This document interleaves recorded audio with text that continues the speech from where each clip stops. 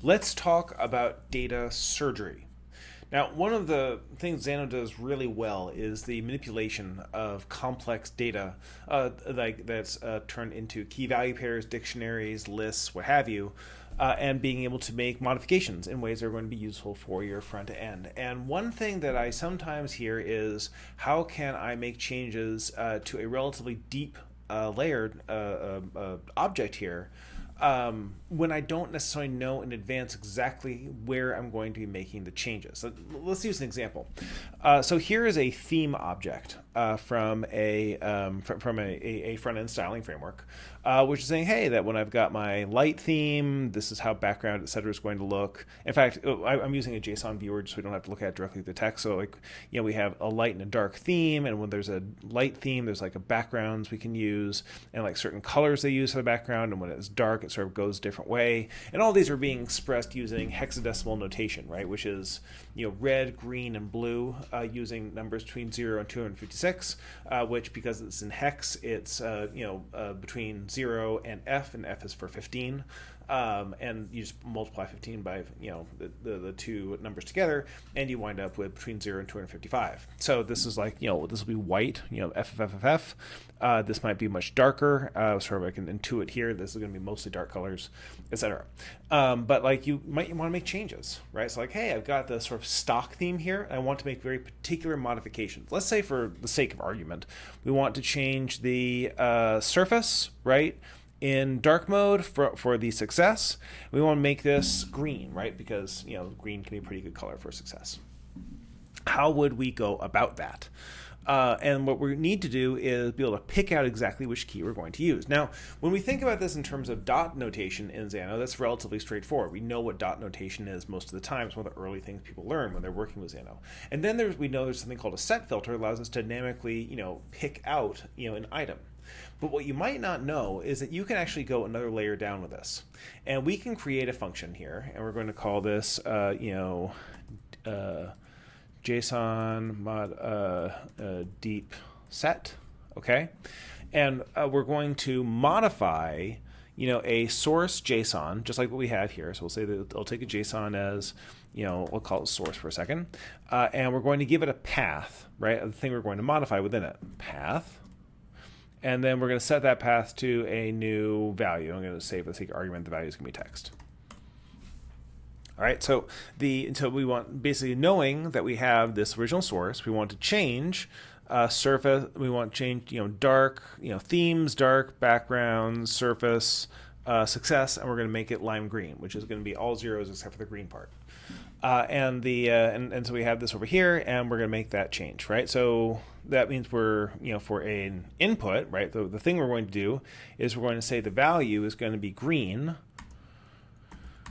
Sometimes the word green works too, but we're just going to keep it hex for a moment. And we want to say that the thing we're looking to change, and this is actually going to be the key to the puzzle, is going to be using some dot syntax here. So we know what we got here is an object which contains a key called themes, right? Themes-based components layout, right? So we're going to pick themes, and we're going to say it's themes.dark.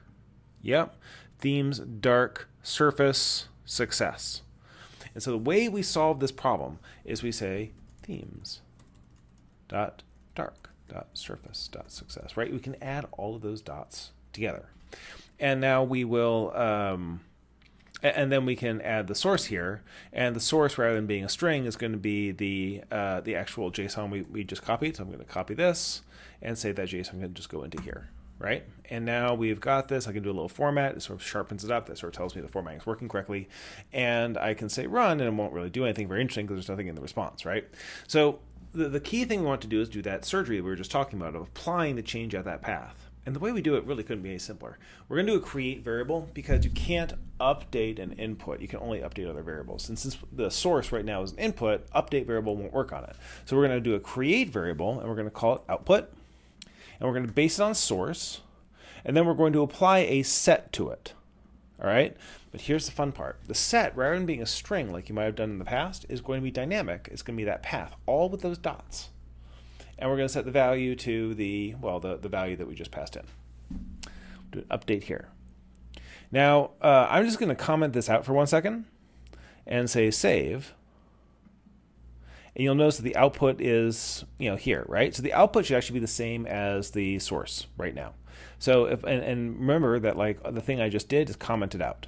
So that means it should give me the exact source that I had at the beginning. So I'd go themes, not background, but surface. I have themes, dark, surface, success, right? And we know we're going to change themes, dark, surface, success to this other thing, right? The 00FF00, which is sort of lime green, and we're as opposed to the thing that it currently is. All right, so now we're going to go back into here. We're going to turn this back on, say save, run that again. And again, I don't care about light. We're going to don't care about background. See the success? It just turned into 0FF00, which is, I gotta say, pretty slick. Now, we can do more of these, right? We can offer more paths and more values. You could take this as a function and compose it in and like repeatedly give it more paths. And because the path is being provided as a variable, that can be anything, right? This isn't hard-coded. We could make this into... we could say that, I'm not actually adding the code, but I'm just going to add the input, right? I want to say, theme light surface success. And if I run it again, not background, but I'm looking inside light, and then success is now the green. Whereas if I look over at the, the dark part, right, success is still whatever color it was before, which is actually greenish under the covers, but that's because I can read that. But you can see it just modified the one thing that I wanted to modify. And then, it just comes out in the output, right? And you can do this over and over and over to do all of those deep surgical changes that you want to do. Now, when you're working with lists, it can get even more complicated, but like if I had a list in there, I could just do it based on the number. I could feed the number in directly of what I'm looking for if I had figured out which index to modify. There's obviously more that you can do, more complexity. We can use like using find and other sort of looping structures are available to us inside Xano. But if there's one thing you're going to take away from this video today, it's this. You can use set with a full path of dots that take you exactly to where you want to go, make the modification at that value, and then you come back with the modified version of that object. You can then take that object, you can go save into a database, do whatever else you want to do with it. I think when you have that tool in your tool belt, there's a lot more you can do in terms of really interesting data manipulation stuff. I hope you'll let me know what extraordinary stuff you're doing and what other challenges you're finding around doing this sort of high-end data manipulation. A lot of this is often just by being able to think about it rather than like the details of exactly how it works within the tool. So if you're having problems with the mental models of it, please drop a comment in the in the comments down below, but also check out State Change, which is where we talk about these things in our office hours all day long, because this is the kind of thing I find to be really fun. I hope you do too.